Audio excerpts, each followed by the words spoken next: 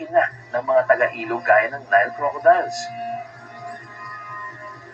Wala silang pake kahit walang malalaking mabibiktima rito kasi habang lumiliit ang mundo, lalong nagiging masiksik ang isda.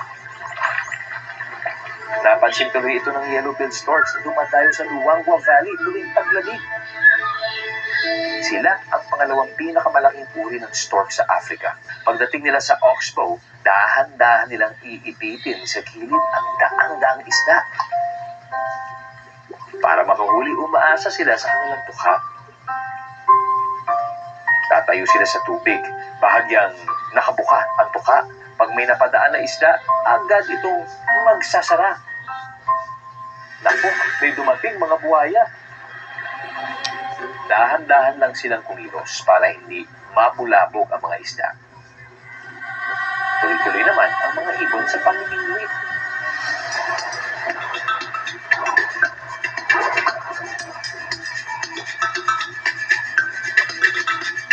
Mula sa ilalim ng tubig, biglang may susugod na buhaya. Nakarami ito ng isda. Mula naman sa itaas, nakaabang ang mga stork sa mga iskapo. Nakakapagtaka na dalawang klase ng hunter nagkaisa. Ang walang taka sa ganitong eksena, busog na busog ang lahat.